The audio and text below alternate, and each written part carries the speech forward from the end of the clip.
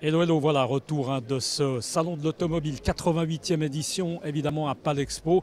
On vient de vivre, et bien sûr, notre antenne, l'élection de la voiture de l'année. C'est une voiture suédoise cette fois-ci, c'est la Volvo XC40. C'est une belle voiture, elle est juste la voiture blanche.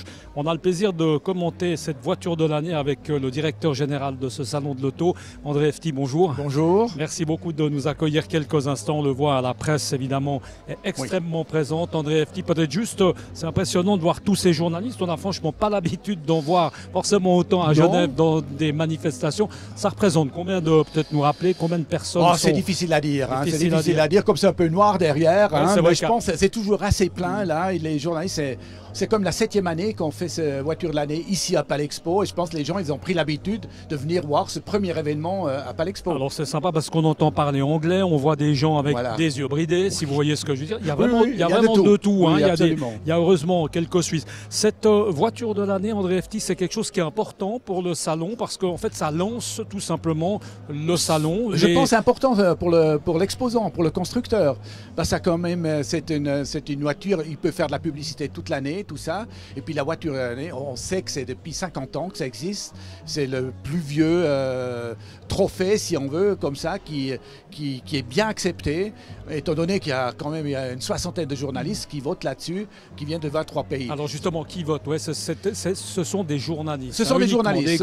Des spécialistes de l'automobile. C'est des journalistes spécialistes de l'automobile. De l'Europe, un peu. De l'Europe, oui, qui viennent de l'Europe et puis qui sont vraiment les spécialistes dans la matière. Les critères pour choisir la voiture de l'année, quels sont-ils? Il y a différents critères. Je ne peux pas vous dire tout, mais je crois que la voiture doit être commercialisée au moins en 5000 exemplaires. Elle doit être commercialisée dans l'année. Et on peut pas, par exemple, on ne pourra pas mettre une McLaren Senna avec 700 chevaux là-dedans. C'est vraiment une voiture, disons, une voiture pour tout le monde. Il y a un tournus, vous avez l'impression, Volvo, bon l'année dernière c'était Peugeot, ça tourne un peu ou ça peut revenir? Non, je pense pas. On peut gagner 2 fois de suite. Oui, on peut gagner 2 fois de suite possible. aussi. On a aussi vu déjà qu'il y a une voiture électrique qui a déjà une fois gagné. Il y avait la Nissan Leaf, si je ne me trompe pas. Avant, il y avait Opel qui avait gagné il y a 2 ans. Non, il n'y a pas de tournus. C'est vraiment, les journalistes essayent qui c'est qui apporte des nouveautés sur le véhicule. André Efti, vous qui êtes en contact évidemment régulier avec les constructeurs, avec les grands patrons, etc. Est-ce qu'on sait ce genre de titre justement, qu'est-ce que concrètement ça rapporte? Par exemple, est-ce qu'on a une idée de ce que Peugeot a vendu comme Peugeot 3008? C'est difficile à dire. Moi, je connais. C'est un bon plus, oui, forcément. Je connais ce trophée depuis 40 ans. Et à l'époque, ça s'est beaucoup amélioré, c'est beaucoup mieux. C'est vraiment, aujourd'hui, on peut dire que les voitures qui ont voiture de l'année, c'est des voitures à succès. À l'époque, on avait des fois des voitures, petite anecdote, qui ont gagné la voiture de l'année, et puis c'était un flop total, ça n'a été pas vendu. D'accord, c'est pas...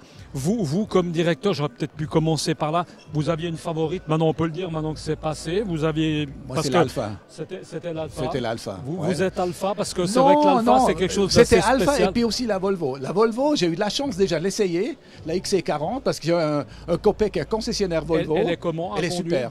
Elle est super, elle n'est pas trop grande, elle est assez compacte, c'est un SUV, il y a beaucoup de place, elle est bien équipée. Et je pense que c'est une voiture qui me plairait aussi. André Efti, on va profiter de votre présence. Alors une chose, c'est la voiture de l'année, mais on espère qu'il y en aura beaucoup d'autres de voitures de l'année, si vous voyez ce que je veux dire. Pas forcément qui ont évidemment reçu le titre cet après-midi. Comment se présente cette 88e édition? Je pense que c'est bien. On a plus que 110 000 premières mondiales. 110. 110. Parce qu'alors, on a toujours, quelques-uns qui s'ajoutent encore quand c'est ça. Je suis sûr demain, il y en a encore une ou deux qui vont nous présenter. Non, je pense que c'est une belle manifestation cette année. On voit aussi un peu de la modernité, on voit une voiture qui vole, c'est très intéressant. Chez Palvé, il faut aller voir. Premièrement, c'est un très très beau petit stand, très intéressant. Non, mais je crois qu'on a tout. On a voiture électrique quand même. Oui, voiture électrique.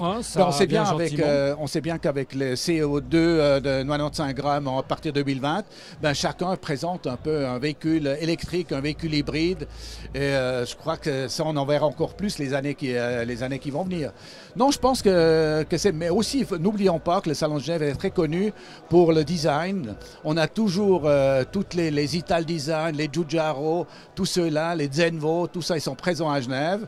Et ils ne sont pas perdus dans un hall, non, ils sont au mieux des autres véhicules. Oui, c'est en tout cas bien, bien sympathique. Merci beaucoup André Efti d'avoir été avec nous. Et puis on se réjouit évidemment de découvrir toutes ces voitures. Voilà, on vous le rappelle, aujourd'hui, ça commence les journées de la presse. Hein, c'est jusqu'à jeudi. Et puis jeudi, eh bien, c'est l'ouverture comme chaque année au grand public. Hein, les horaires, on vous les rappelle, c'est de 10h à 20h la semaine. Et puis également de 9h à 19h les week-ends. Et ça se passe forcément à Palexpo. Merci beaucoup André Efti. Merci. Et puis à très bientôt. Ciao.